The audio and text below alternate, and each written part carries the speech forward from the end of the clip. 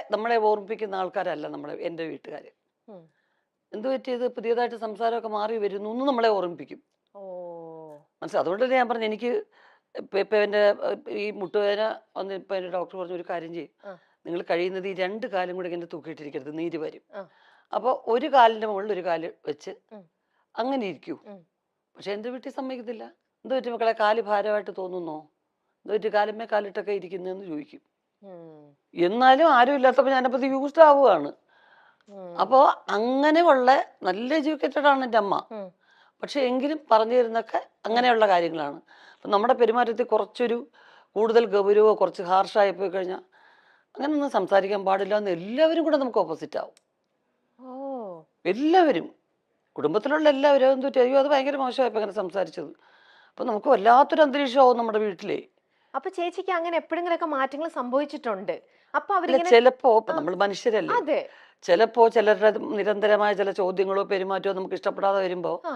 നമ്മൾ കുറച്ച് ഗൗരവക്കാരിയാവും, അല്ലെങ്കിൽ കുറച്ച് അങ്ങനെ ശ്രദ്ധിക്കാതെയൊക്കെ വരുമ്പോൾ അതെ. ഒരു മിനിറ്റ് മോളെ ഒന്ന് വന്നേ, എൻ്റെ അമ്മ അകത്തുണ്ട്, അങ്ങനെ പെരുമാറരുത്.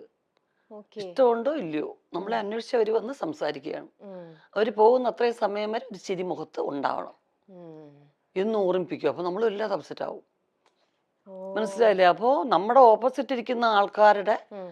മനസ്സിനെ വ്രണപ്പെടുത്താത്ത രീതിയിൽ പെരുമാറിയേ പറ്റൂ ഉം. എന്നുള്ളത് നമ്മളറിയാതെ നമ്മുടെ മനസ്സിൽ കിടക്കുകയാണ്. ഉം.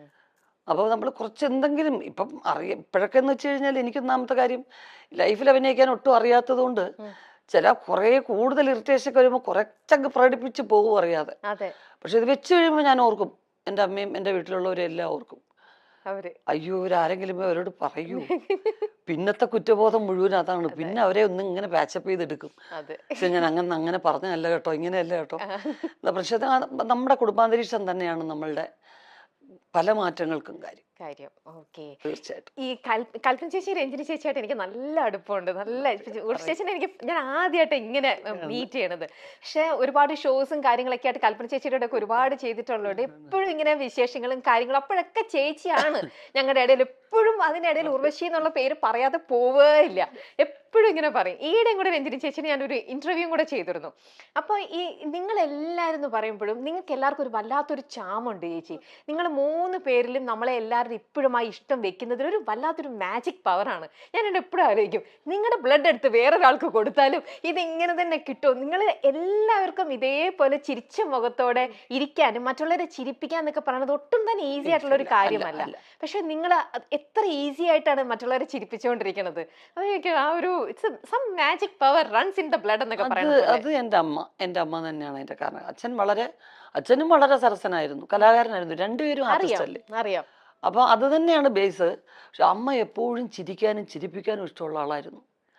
ഇപ്പോഴും അത് തന്നെയാണ്. നമ്മളൊക്കെ ഇങ്ങനെ എല്ലാവരും കൂടി ഇരുന്ന് ഗൗരവത്തിൽ സംസാരിക്കുന്നത് എൻ്റെ അമ്മയ്ക്ക് ഇഷ്ടമല്ല. എന്തെങ്കിലും കുറച്ച് ഭയങ്കര ഗൗരവമുള്ള ഈ കരച്ചിൽ പടങ്ങളൊന്നും എൻ്റെ അമ്മ കാണത്തില്ല. ആണോ? മക്കളെ മാറ്റത്, ആ ചാനൽ മാറ്റുക, അല്ലെങ്കിലേ ഉണ്ട് നമുക്ക് പ്രശ്നങ്ങൾ, ഇത് കരഞ്ഞുകൊണ്ടിരിക്കാൻ വയ്യ. ഉള്ളൊഴുക്ക് കണ്ടിട്ടില്ല എൻ്റെ അമ്മ, കലശേച്ചി കണ്ടിട്ടില്ല, എൻ്റെ വീട്ടിൽ ആരും കണ്ടിട്ടില്ല.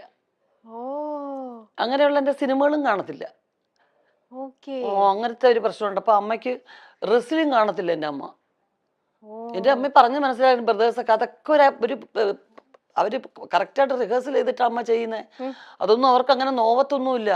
അതെല്ലാം അവർ പ്രാക്ടീസ് ചെയ്യണത്. വേണ്ട വേണ്ട വേണ്ട, മനുഷ്യൻ കൂടെ അടിച്ച് ചാവുന്നത് കാണാൻ വയ്യ, അവൻ നെറ്റിന്റെ മുകളിൽ കയറി താഴെ അവൻ്റെ നെഞ്ചത്തോട്ട് ചാടുന്നു, വേണ്ട എനിക്ക് കാണുകയോ വേണ്ട എന്ന് പറയും. അപ്പൊ അത്രയും ഒരു പോസിറ്റീവ് അറ്റ്മോസ്ഫിയർ ഇഷ്ടപ്പെടുന്ന ഒരാളാണ് എൻ്റെ അമ്മ. ഇതൊക്കെ ആക്ടിങ് ആണെന്ന് അറിയുന്ന ഒരാള്, ഒരു ആക്ടറും കൂടിയാണ്, എന്നിട്ടും ഇങ്ങനെ അല്ലേ? ചേച്ചിക്ക് അപ്പൊ ഇതിനോടുള്ള ചേച്ചിയുടെ കാഴ്ചപ്പാട് എങ്ങനെയാ? തീർച്ചയായിട്ടും അതൊരു പരിധി വരെയും കറക്റ്റാണ്. പക്ഷേ എനിക്കൊക്കെ എന്ന് വെച്ച് കഴിഞ്ഞാൽ ഒരുപാട് അങ്ങ് അഭിനയിക്കാൻ പറ്റത്തില്ല. അപ്പൊ എന്ത് ചെയ്യും, നമ്മള് കണ്ടിട്ടുള്ള ഏറ്റവും പരിധി ഒട്ടും ഗൗരവമില്ലാത്തങ്ങ് സംസാരിച്ചേക്കുക. നമുക്ക് ഫീൽ ചെയ്യുന്നതോ അല്ലെങ്കിൽ ഒട്ടും ഇത് കാര്യമായിട്ടുള്ള രീതിയിലുള്ള സംസാരം അല്ലെന്ന് തോന്നിക്കഴിഞ്ഞാൽ പരസ്പര ബന്ധമില്ലാതെ ഞാൻ വേറെ കാര്യങ്ങളൊക്കെ സംസാരിക്കും. ഡൈവേർട്ട് ചെയ്തിട്ട് അവര് ചോദിക്കുന്ന ചോദ്യം ഉത്തരവായിരിക്കത്തില്ല ഞാൻ പറയുന്നത്. ഒരു ബന്ധം ഇതിന് ഈ ചോദ്യത്തിന് ഉത്തരം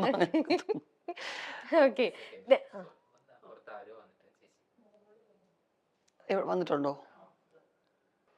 മക്കളെ ഓടിവാടാ, അമ്മയുടെ കുഞ്ഞാണ്ട. മക്കളെ രമ്യ ചേച്ചി അറിഞ്ഞൂടെ?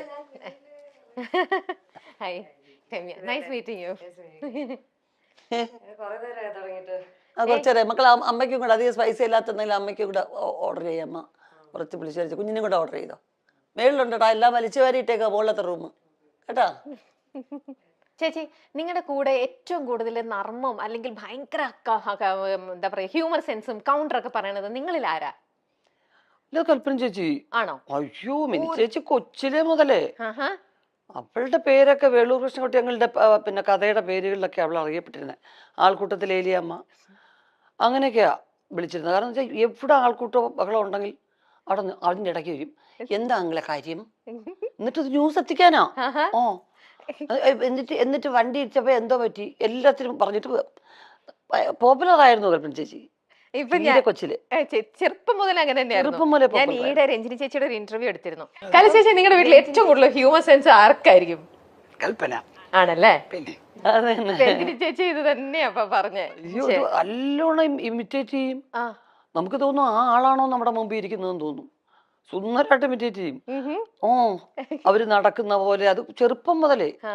എല്ലാവരും ഇമിറ്റേറ്റ് ചെയ്യും. എൻ്റെ അച്ഛൻ്റെ അമ്മ അമ്മയ്ക്ക് അങ്ങനെ വലുതായിട്ട് സിനിമയൊന്നും കാണത്തില്ല. ഈ ഭക്തി സീരിയലൊക്കെ മഹാഭാരതമൊക്കെ എന്ന് പറഞ്ഞ് തമ്പുരാനേ അതേ വാസുദേവായ എന്നൊക്കെ പറഞ്ഞ് മന്ത്രമൊക്കെ ജപിക്കും. പണ്ട് മഹാഭാരതത്തിന് ഒരു ഗ്ലോബൊക്കെ വരുമല്ലോ. അപ്പൊ അത് പറ്റിക്കുക. ഉമ്മ എണീക്കുമ്മ കൃഷ്ണൻ മരുന്നമ്മ എണീക്കുമ്മ തമ്പുരാനെ എന്തൊക്കെ അതൊക്കെ തൊഴും. അത് വേഷമാണോ ഇതാണെന്നുള്ള അത്ര ഇന്നസെന്റ് ആൾക്കാരായിരുന്നു നാട്ടുപുറത്തെ ശരിക്കും. അപ്പൊ രണ്ടുപേര് ഹഗ് ചെയ്യുന്നത് ഫിലിം ഒട്ടിച്ചിട്ടാണ് എന്നാണ് മിനി ചേച്ചിയെ പറഞ്ഞു അവതരിപ്പിച്ചിരിക്കുന്നത്. ഓ കാരണം ഇതൊക്കെ എല്ലാം ഒറിജിനലാണെന്ന് പറഞ്ഞ ഞങ്ങളൊക്കെ അഭിനയിക്കല്ലേ. എന്തുവായത് ഇങ്ങനെ അങ്ങ് കെട്ടിപ്പിടിക്കുവോ, എന്തൊരു മോശമായത്, അത് മാറ്റത് പിള്ളേർ വഷളാവാതെ എന്ന് പറയും. അപ്പൊ ഉടനെ ഞങ്ങളൊരു അമ്മമ്മ അങ്ങനെയല്ല അമ്മമ്മ, ഇവിടെ ഒരാൾ നിൽക്കും ഇവിടെ ഒരാൾ, എന്നിട്ട് ഈ ഫിലിം ഇങ്ങനെ ഒട്ടിക്കും അമ്മമ്മ എന്ന് പറഞ്ഞ് പറ്റിക്കും. മിനി ചേച്ചി ഇത് പറഞ്ഞ് അഭിനയിച്ച് പറ്റിക്കുന്നേ. എന്നിട്ട് പക്ഷെ വർഷങ്ങൾക്ക് ശേഷം എനിക്കത് ഒരനുഭവത്തിൽ വന്നു. അപ്പൊ ഞാൻ ആലോചിച്ചു, അയ്യോ പണ്ട് മിനി ചേച്ചി പറഞ്ഞൊരു തോന്നുന്നു. കാരണം മുരളിച്ചേട്ടൻ ഞാനും കൂടെ വെങ്കലത്തിലൊരു സംഗതി വരും. അപ്പൊ വെങ്കലത്തിൽ ഭയങ്കര മൊശടനായിട്ടുള്ള ഒരാളായിട്ടാണ് മുരളിച്ചേട്ടൻ. കല്യാണം വേണ്ട. അപ്പൊ ഒരു ഫസ്റ്റ് നൈറ്റ് സീക്വൻസ് ആണ്. അപ്പൊ ഞാൻ കൊച്ചാട്ടാന്നാ വിളിക്കുന്നത്, ഞാൻ എന്റെ ബന്ധുവും കൂടാ. കൊച്ചാട്ടൻ എൻ്റെ കൂടെ ലവ് സീൻ അഭിനയിക്കാൻ വലിയ പാടാണ്. അപ്പൊ ഞാനും പറഞ്ഞു ഞാനും ലവ് സീൻ അഭിനയിക്കാൻ ഭയങ്കര മോശം, അത് പറഞ്ഞെങ്കിലും അറിയാം. പങ്കിള് പറഞ്ഞു ഇപ്പൊ ഇത് എടുക്കാണ്ടിരിക്കാൻ നിവൃത്തിയില്ലല്ലോ. പിന്നെ ഇങ്ങനെ ആലോചിച്ചിട്ടാണ് എൻ്റെ ഒരു ശില്പം വെച്ചിട്ട് എൻ്റെ ദേഹത്ത് തൊടുന്നതും ഒക്കെ ആ ശില്പത്തിനെ തൊടുന്നതായിട്ടാണ് കാണിച്ചിരിക്കുന്നത്. പിന്നെ രണ്ടുപേരും ഇങ്ങനെ ഹഗ് ചെയ്യുന്നൊരു സീക്വൻസ് ഉണ്ട്. അതിന് മുരളിച്ചേട്ടൻ അത്രയും ദൂരം അവിടെ, ഞാനിവിടെ, രണ്ട് ഷാഡോ പ്ലേ പോലെ. കറക്റ്റ് മുരളിച്ചേട്ടൻ അവിടെ നിന്ന് ഇങ്ങനെ എണീറ്റ് വരും ആ ഭാഗത്തുനിന്ന്, ഞാൻ ഇവിടുന്ന് ഇങ്ങനെ എണീറ്റ് പോവും, എന്നിട്ട് ഹഗ് ചെയ്യും. നിഴല് കാണുമ്പോ രണ്ടുപേരും അടുത്തിരുന്ന് ഹഗ് ചെയ്യുന്ന പോലെ. ഓ ഇങ്ങനെയൊക്കെ ചെയ്തിട്ടുണ്ട്. അങ്ങനെ എടുത്തിട്ടുണ്ട്. ഇതൊക്കെ ക്യാമറ ടെക്നിക്സ് എന്നൊക്കെ പറയുന്നത് തീർച്ചയായിട്ടും ഇന്നും വേണമെങ്കിൽ അങ്ങനെ ചെയ്യാം. അങ്ങനെ ചെയ്യാലോ, തീർച്ചയായിട്ടും ചെയ്യാലോ. കാരണം ഞങ്ങൾക്ക് രണ്ടുപേർക്ക് അഭിനയിക്കാൻ പറ്റില്ല. ഞാൻ ബേസിക്കായിട്ട് എനിക്ക് അങ്ങനെയുള്ള സീക്വൻസ് വലിയ പാടാണ്. കാരണം ഒന്നാമത് എല്ലാവരും എന്നെ അത്ര വാത്സല്യത്തോടു കൂടിയാണ് സെറ്റ് കണ്ടിരിക്കുന്നത്. എന്നെ ആരും ഉർവശി എന്ന് വിളിക്കുന്ന ഈ ജനറേഷനിലുള്ളവരേ ഉള്ളൂ. അന്നെല്ലാം പൊടിമുളയെന്നാണ് വിളിച്ചിരുന്നത്. അപ്പൊ എനിക്ക് ഭയങ്കര കുറച്ചിലാണ് എനിക്ക് ലവ് സീൻ അഭിനയിക്കാൻ. അപ്പം ബെർലിച്ചേട്ടായിട്ട് പറഞ്ഞ ഈ കൊച്ചിന്റെ കൂടെ ചെയ്യാനേ പറ്റത്തില്ല, നടക്കത്തില്ല, അത് നമുക്ക് വേറെ എന്തെങ്കിലും ചെയ്താൽ മതി, പറ്റത്തില്ല എന്ന് പറഞ്ഞു. അപ്പം അങ്ങനെയൊക്കെ പറ്റിക്കും. എന്നിട്ട് അമ്മൂമ്മയെ പോലും പറ്റിയിട്ട്, അമ്മൂമ്മയ്ക്ക് സിൽക്ക് സ്മിത എന്നാ പേരിട്ടിരുന്നത്. കാരണം നല്ല ഷേപ്പാണ്, നല്ല കൊച്ചു രൂപം, ഇത്രേ ഉള്ളൂ. എൻ്റെ അച്ഛൻ 6 അടി 3 ഇഞ്ച് ഹൈറ്റാ, അമ്മൂമ്മ ഇത്രേ ഉള്ളൂ, കൊച്ചാണ്. പക്ഷെ ബ്ലൗസും ഇങ്ങനെ മുണ്ടും മാത്രമല്ലേ ഉടുക്കുള്ളൂ. അപ്പൊ ഇടയ്ക്കിടയ്ക്ക് വയറ്റിലൊക്കെ പോയി തട്ട് സിൽക്ക് സ്മിത വയറെന്നൊക്കെ പറയും. ഇത് ആരാ സിൽക്ക് സ്മിത, എൻ്റെ അമ്മയ്ക്ക് അറിയത്തില്ല. അവസാനം വരെ ചോദിക്കുമായിരുന്നു, ഇത് ആരാ ഈ സിൽക്ക് സ്മിത എന്ന് ചോദിക്കുക. അപ്പൊ എപ്പോഴും ഒരു ചിരിക്കുന്ന അന്തരീക്ഷം മിനി ചേച്ചി ഉള്ളിടത്തുണ്ട്. ഓക്കെ, അത് ചേച്ചിയുടെ പ്രസൻസ് വരുമ്പോ, അത് ഇപ്പം നമുക്ക് അറിയുന്ന കാര്യമാണ്, ചേച്ചി പ്രസൻസ് വരുമ്പോ വല്ലാത്തൊരു പോസിറ്റിവിറ്റിയും ഒരു വൈബും ഫുൾ ചിരിയും മേളവും. എത്ര വിഷമവും എത്ര ടെൻഷനും നമുക്കുണ്ടെങ്കിൽ അതെല്ലാം നമ്മൾ മറന്നു പോകും. അതൊക്കെ ശരിക്കും ഒരു ദൈവത്തിന്റെ ഒരു അനുഗ്രഹം തന്നെയാണ്. നമുക്ക് ആ ഒരു പോസിറ്റിവിറ്റി മറ്റുള്ളവർക്ക് സ്പ്രെഡ് ചെയ്യാൻ പറ്റും. കുടുംബത്തിൽ നമുക്കൊരു സ്വാതന്ത്ര്യം ഉണ്ടാവുക, കുടുംബത്തിൽ രസകരമായിട്ടുള്ള കാര്യങ്ങൾ നമ്മുടെ കുടുംബത്തിൽ നടക്കുക എന്ന് പറയുന്നത് ഒരു വലിയ കാര്യം. ഓക്കെ ചേച്ചി ഇന്ന് നമ്മുടെ മൈൽ സ്റ്റോണിൽ ഇന്ന് രാവിലെ ഇന്റർവ്യൂ ചെയ്ത മനോജ് ചേട്ടന്റെ ഒരു ഇന്റർവ്യൂ ഉണ്ടായിരുന്നു. അതിനകത്ത് ചേട്ടൻ പറഞ്ഞിട്ടുണ്ട് മോൾക്ക് അഭിനയത്തിലേക്ക് വരാനായിട്ട് ഭയങ്കര ഇൻട്രസ്റ്റ് ആണ്. അപ്പൊ അത് വേണ്ടിയിട്ട് ഞാൻ അവൾക്ക് വേണ്ടിയിട്ട് വനിതയിൽ വിളിച്ചിട്ട് ഒരു ഫോട്ടോ ഷൂട്ട് ഞാൻ അറേഞ്ച് ചെയ്ത് കൊടുത്തു എന്നൊക്കെ പറഞ്ഞു. ഇപ്പോ നമ്മുടെ ഈ വിമർശകരും ഒരുപാടുണ്ടല്ലോ. നമ്മുടെ ഇന്നത്തെ നിങ്ങൾ എന്ത് അനങ്ങിയാലും മിണ്ടാതിരുന്നാലും എന്തിനും എല്ലാത്തിനും വിമർശിക്കുന്ന സമൂഹവും ഉണ്ട് നമ്മുടെ കൂടെ. ഇപ്പൊ പറയുന്ന എല്ലാവരും യൂഷ്വലി യൂസ് ചെയ്യുന്ന ഒരു വേർഡാണ് നെപ്പറ്റിസം എന്ന് പറയുന്നത്. അച്ഛന്മാര് ഫീൽഡിൽ നിൽക്കുമ്പോൾ മക്കൾ അതിനകത്തേക്ക് സ്വാഭാവികമായിട്ട് വരും. എന്താ ഡോക്ടേഴ്സിന്റെ മക്കളും ഡോക്ടേഴ്സ് ആവുന്നുണ്ട്, ടീച്ചേഴ്സിന്റെ മക്കൾ ടീച്ചർ ആവുന്നുണ്ട്. പക്ഷെ സിനിമയിൽ ഇപ്പൊ നമ്മൾ കൂടുതലായിട്ടും സിനിമയിലുള്ളവരുടെ ഒക്കെ മക്കള് ഇതിലിപ്പോ സജീവമായിട്ട് ഇപ്പൊ ഒരുപാട് പേരെ നമുക്ക് എണ്ണത്തിൽ ഉണ്ട്. അതുകൊണ്ട് തന്നെ സോക്കോൾഡ് ഇപ്പൊ എല്ലാവരും പറഞ്ഞത് നെപ്പോ കിഡ് എന്ന് പറഞ്ഞിട്ട് നെപ്പോ കിഡ്സ് എന്നുള്ള ഇതിലേക്ക് വരുന്നു. ചേച്ചിക്കും ഇപ്പം നിങ്ങളുടെയും മകള് ഇതിലേക്ക് വരികയാണെന്നുണ്ടെങ്കിൽ ഇത്തരത്തിലുള്ള വിമർശനം മറ്റേ സൈഡിൽ നിൽക്കുകയും ചെയ്യുമ്പോൾ ചേച്ചി ഇതിനെ എങ്ങനെ കാണുന്നത്? എനിക്ക് അവളെ കൊച്ചിലേ മുതലേ ഒരു ഫോട്ടോയ്ക്ക് പോലും നിർത്തുന്ന ഇഷ്ടം ഉണ്ടായിരുന്നില്ല. ഞാൻ മാത്രമേ ഉള്ളൂ വീട്ടിൽ അങ്ങനെ വേണ്ട അവള് പഠിക്കണം, എനിക്ക് പഠിക്കണമെന്ന് വലിയ ആഗ്രഹമായിരുന്നു. അപ്പോൾ അവള് പഠിക്കാൻ നല്ല മിടുക്കിയായിരുന്നു. അപ്പോൾ അത് +2 ഒക്കെ കഴിഞ്ഞ് 85% ഉള്ള മാർക്ക് ഒക്കെ എടുത്ത് പഠിച്ചു കഴിഞ്ഞ് അവള് ബാംഗ്ലൂർ ഹോസ്റ്റലിൽ ചേർന്നാണ് കോഴ്സ് പാസ്സാവുകയൊക്കെ ചെയ്തത്. അപ്പോൾ ഞാൻ പറഞ്ഞു ജോലി, നിന്റെ പഠിത്തത്തിനുള്ളൊരു ജോലി നീ ചെയ്ത് ആ ശമ്പളം പറ്റി അതിനകത്തുനിന്ന് സ്വന്തം ചെലവിൽ കാര്യങ്ങളൊക്കെ നടത്തി പൈസയുടെ വില അറിയണം. അല്ലെങ്കിൽ ഒരു സെലിബ്രിറ്റി കുട്ടിയായിട്ട് മാത്രം വളർന്നാൽ ശരിയല്ലല്ലോ. പക്ഷെ അവൾ അക്ഷരം പ്രതി അനുസരിച്ചു. പിന്നെ ഡബ് സ്മാഷും അതും ഇതും ഒക്കെ എല്ലാം ശിവൻചേട്ടനാണ് പ്രോത്സാഹിപ്പിക്കുന്നത്. എപ്പോഴും കൂടുതൽ ഇത് അതെന്താ നിനക്ക് അങ്ങനെ, ഓക്കെ ഇങ്ങോട്ടാണ് വരാൻ ഇഷ്ടം എന്ന് പറഞ്ഞാൽ അപ്പം എല്ലാ കാര്യങ്ങളും കമ്മ്യൂണിക്കേറ്റ് ചെയ്യുന്ന കൂടെ അവിടെ ചാച്ചാ ഞാൻ ഒരെണ്ണം അയച്ചിട്ടുണ്ടെന്നാ ഒന്ന് കാണണേ, എന്നിട്ട് അമ്മയെ ഒന്ന് കാണിച്ചു നോക്ക് എന്ന് പറയും. അപ്പൊ ഞാനിത് വലിയ ശ്രദ്ധിക്കുന്നതായിട്ട് ഭാവിക്കത്തൊന്നുമില്ലായിരുന്നു.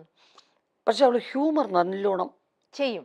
മിനിച്ചേച്ചിയുടെ ഹ്യൂമർ അവൾക്ക് കിട്ടിയിട്ടുണ്ട്. ബ്ലഡിലല്ലേ അത് എനിക്ക് അതാണ് എനിക്ക് ഞാൻ അകറ്റി തന്നെ വെച്ചു. കാരണം ഹ്യൂമർ പെർഫോം ചെയ്യാനാണ് ഇഷ്ടം. എന്റെ ഹ്യൂമർ സീൻസ്, മിനിച്ചേച്ചിയുടെ ഹ്യൂമർ സീൻസ്, ദിലീപിന്റെ ഇതൊക്കെയാണ് ഡബ് സ്മാഷ് എടുക്കുന്നത്. അല്ലാതെ സീരിയസ് ആയിട്ടുള്ള സീൻസോ ഡാൻസോ അതൊന്നും അല്ല. കുഞ്ഞിലെ മുതൽ അച്ഛൻ്റെ അമ്മയുടെ എന്റെ ആ കട്ട് കട്ട് കട്ട് എന്ന് പറഞ്ഞ സാധനം ആണ് ബിഗിനിങ് ചെയ്തുകൊണ്ടിരുന്നത്. പിന്നെ കിലുക്കത്തിലെ രേവതിയുടെ അപ്പൊ പെനയും അമ്മ മെനയും അതൊക്കെ എടുക്കുന്നത്. കൊച്ചിലെ ഞാൻ പിന്നെ അവളെ ഉറക്കാനും അവളെ എന്റർടൈൻ ചെയ്യിക്കാനും എടുക്കുന്നത് കിലുക്കത്തിലെ രേവതിയുടെ ഡയലോഗ്സാ. കൊരങ്ങിന് വേണോ അതൊക്കെ ഞാൻ അഭിനയിച്ച് കാണിക്കണം. അപ്പൊ അപ്പം മുതലേ എനിക്കറിയാം ഇവൾക്ക് ഹ്യൂമറിനോടാണ് താല്പര്യം കൂടുതൽ. പിന്നെ വീട്ടിലെപ്പോഴും തമാശ പറയുന്ന ആൾക്കാരല്ലേ. അപ്പൊ എന്നോട് പറഞ്ഞപ്പോ ഞാൻ പറഞ്ഞു ജോലിയൊക്കെ ചെയ്തിട്ടാട്ടെ എന്ന് പറഞ്ഞു. ജോലി ചെയ്തു, ശമ്പളമൊക്കെ വാങ്ങിച്ചു. ഞാൻ 450യുടെ ഒരു ടോപ്പ് എടുത്തു. അപ്പൊ സമാധാനമായി എനിക്ക്. കാരണം ഞങ്ങള് ഷോപ്പിങ്ങിന് കൊണ്ടുപോകുമ്പം അതൊന്നും അല്ല ചെലവ്. അപ്പൊ ഇത് സ്വന്തം ചെലവില് അങ്ങനെ 450 രൂപയുടെ ടോപ്പ് എടുത്തൊക്കെ വലിയ കാര്യമായിട്ട് പറയുന്നുണ്ടല്ലോ. അപ്പൊ അത് കഴിഞ്ഞപ്പോ കഴിഞ്ഞ വർഷം ലാസ്റ്റ് ആയപ്പോ എന്നോട് പറഞ്ഞു എനിക്ക് അമ്മ എല്ലാരും എന്നെ കമ്പൽ ചെയ്യുന്നു. അവള് ലണ്ടനിൽ അവിടെ ഒരുപാട് ഫ്രണ്ട്സ് ഉണ്ട്, അവിടെ കൂടെ പഠിച്ചവരും ഒക്കെ. അപ്പൊ അവിടുത്തെ ഫ്രണ്ട്സ് എല്ലാം പറയുന്നു അതെന്തുകൊണ്ട് 9th പഠിച്ചപ്പോ അമ്മ വന്നു അഭിനയിക്കാൻ. അപ്പൊ ഇത്രയായി ജോലിയും കഴിഞ്ഞിട്ട് ഇനി മോളെ അഭിനയിക്കാൻ വിട്ടാൽ എന്താ കുഴപ്പം എന്ന് ചോദിക്കുന്നു. ഞാൻ ഒരു വർഷം ഒന്ന് ട്രൈ ചെയ്ത് നോക്കട്ടെ, ഇല്ലെങ്കിൽ കുഴപ്പമില്ല. നമ്മളെ വിദ്യാഭ്യാസം ആരും എടുത്തോണ്ട് പോകുന്നില്ല. അങ്ങനെ കുറച്ച് ഓഫേഴ്സ് ഉണ്ട്. അപ്പൊ ഇനി നമുക്ക് ഉടനെ കാണാം ബിഗ് സ്ക്രീനില്. അതെ തീർച്ചയായിട്ടും. അങ്ങനെ നല്ലോണം ചൂസ് ചെയ്ത് അവരുടെ ഇഷ്ടം, അവരൊക്കെ സ്മാർട്ടാണ്, അവർക്ക് പറ്റുന്നുണ്ട്. അല്ല ചേച്ചി, ഇന്നിപ്പോ ഒരുപാട് ആക്ടേഴ്സ് ഉണ്ടെങ്കിലും ചേച്ചി പറഞ്ഞ ഈ ഹ്യൂമർ ഹാൻഡിൽ ചെയ്യാൻ എല്ലാവർക്കും പറ്റില്ല. അത് നിങ്ങളെപ്പോലെ ഇത്രയും ടാലന്റഡ് അത് അവളുടെ ബ്ലഡിലുണ്ട്. അപ്പൊ അവൾക്ക് അതിൽ ഇൻട്രസ്റ്റ് ആണെങ്കിൽ ആ ഒരു സ്പേസ് അവൾക്ക് വേണ്ടിയിട്ടുണ്ടാവും എന്തായാലും. അത് നമുക്കെന്താ അറിയാം, ഞങ്ങൾ വന്ന കാലഘട്ടത്തിൽ ലോങ് സ്റ്റാൻഡിങ്ങിന് ഒരുപാട് സ്കോപ്പ് ഉണ്ടായിരുന്നു. പല ആർട്ടിസ്റ്റുകളും അങ്ങനെ നിന്നിട്ടുണ്ട്. സത്യമാണ്. ഇനിയിപ്പോ അങ്ങോട്ടുള്ളവർക്ക് അത്രയും നല്ല സ്ട്രോങ് ക്യാരക്ടേഴ്സ് എഴുതുന്ന റൈറ്റേഴ്സ് ഇനിയും ഉണ്ടാവുമായിരിക്കും തീർച്ചയായിട്ടും. അപ്പം അങ്ങനെ ഉണ്ടാവണം, നല്ല ക്യാരക്ടേഴ്സ് ഉണ്ടാവണം. ഒരു എന്താ പറയുന്നത്, നിങ്ങളുടെ മൈൽ സ്റ്റോൺ പോലെ ഒരു മൈൽ സ്റ്റോൺ ആവുന്ന ഓരോ ക്യാരക്ടേഴ്സ് എങ്കിലും ജീവിതത്തിൽ ഉണ്ടാവണ്ടേ.